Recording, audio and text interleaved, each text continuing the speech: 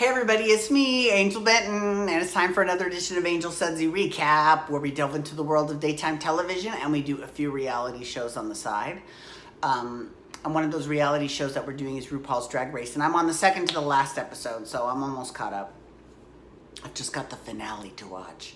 But before we get into Drag Race, so today I had to go into the office today, which is kind of weird because I have to go into, I have to go work at the casino today from 2 a.m. tonight. So I'm probably going to be, I'm such a fucking lady, right? Such a fucking lady. So I have to go down to the casino at 2 a.m. So I'm probably going to be going to bed like soon so that I can get some sleep. Because I have to be well rested tomorrow. So RuPaul's Drag Race. So this was the reunion, and this was great. This reunion was great. First of all, the first thing that RuPaul had to talk about was how one of the girls became a viral sensation, and it was Miss Vanjie, fucking Vanessa Vanjie Mateo, so fierce. You know her, Miss Vanjie, Miss Vanjie, Miss Vanjie. I mean, she's fucking great. And so, you know, and Ms. Cracker was like, this is the new gay aloha. You know, it means hello, goodbye, thank you. And so RuPaul asked Vanessa Vanjie Mateo, you know, what made her decide on that? And she said, you know, I'm going to keep it 100 with you. I was not planning on going home. So I didn't have anything to say. So I just said my name. Oh my God. And it was fucking brilliant. I've got to say, it was genius. It was perfection. I mean, they show RuPaul wearing the necklace that says Vanjie. I mean, it's great. It's fucking great. I love it. I mean, that's impressive, right? And what's funny is later on in the show, they open up the library so that everyone can read each other. And Calorie Kardashian Williams asks Vanjie, she says, what's it like to have a catchphrase last on the show longer than you did? And he's like, bitch, at least I have a catchphrase. Who are you? And she's like, the bitch that sent you home. Only to go home the next week. So, I mean, I'm just saying, it's not like it's that much, you know, to be holding on to. I mean, really, you were the second one sent home. Big whoop, right? So, anyways, and they actually showed a clip of a meme that, actually it was a GIF that someone did of Vanessa Vanjie Mateo, and she was backing into a shrub, and it was like a Simpsons style gift. It was really cute, actually, so I enjoyed it. It was really cool. Okay, so they talked about that. Then first of all, so then RuPaul was all about bringing up past dramas. So she brought up the tension between Aquaria and Ms. Cracker, and Ms. Cracker was, and you know what's weird is that, so this episode was kind of strange because Ms. Cracker seemed a little more angry than she normally is, and maybe she's like that in real life, but on the show she wasn't. So it was kind of, I don't want to say disconcerting, but it was a little bit like, oh, shocking. It was a little shocking.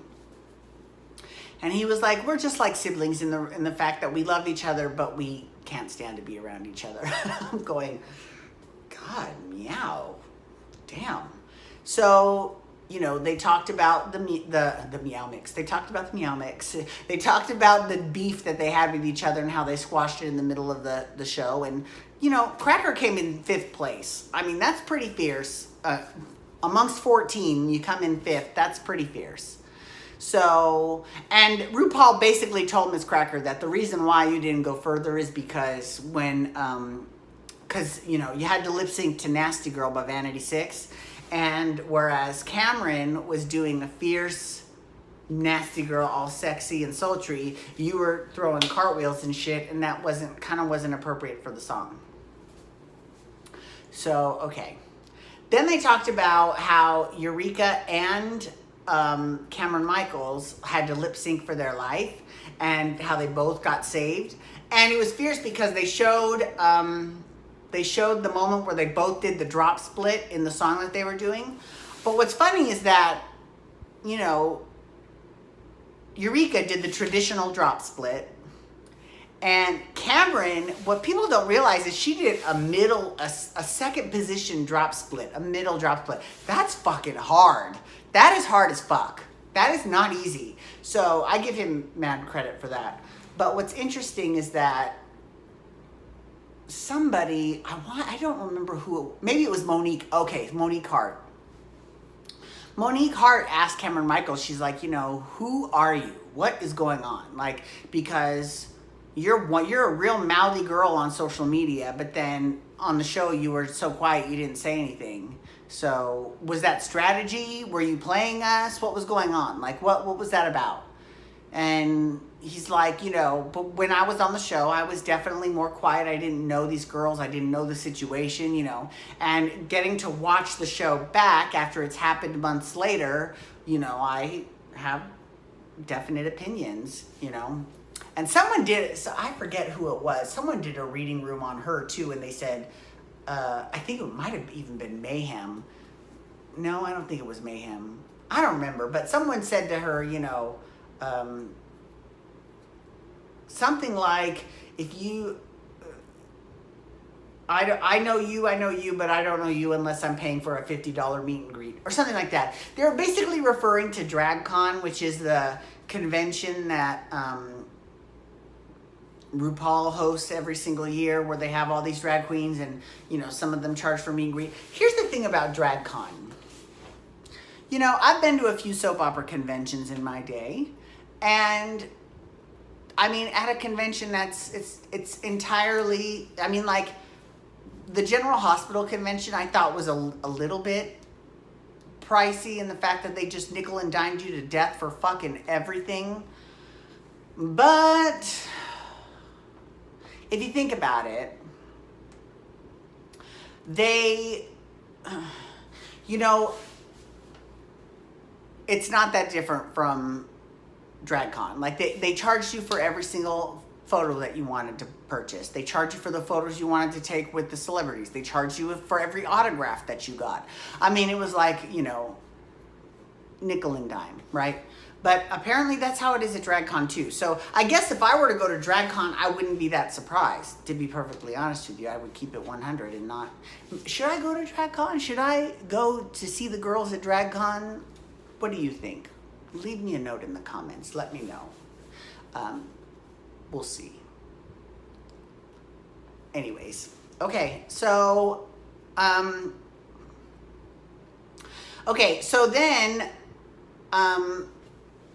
then we have to talk about the Vixen. Okay, so the Vixen. So basically, the Vixen was coming. Basically, the Vixen was. She's like, I still don't like Eureka. And Eureka's like, you know what? You don't like me, whatever. That's fine. I just want to apologize for my behavior. And she's like, you said that you attacked me. And she's like, I never said the word attack. And she's like, it was on camera. And she's like, yeah, there were cameras there. I didn't say attack. Watch it again. Roll the clip, you know? And she's like, I said test you. I was testing you, but I'd never said attack. So on the one hand, it's like the Vixen's like, oh my God, it's fucking semantics, whatever.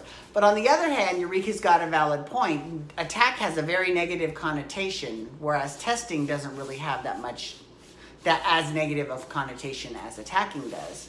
And Ms. Cracker kind of intervened and said, you know, I get what you're saying to her, and I get where you're coming from, but you don't have to take the bait. You know, when she tells you that she is trying to test you, let her test you, girl. This is what I think of you. Boom. That's what Nene Leakes would have said. Nene Leakes would have said, I'm going to give you one of these right here. Yes, honey, she needs to totally give the girls on Drag Race a few tips. So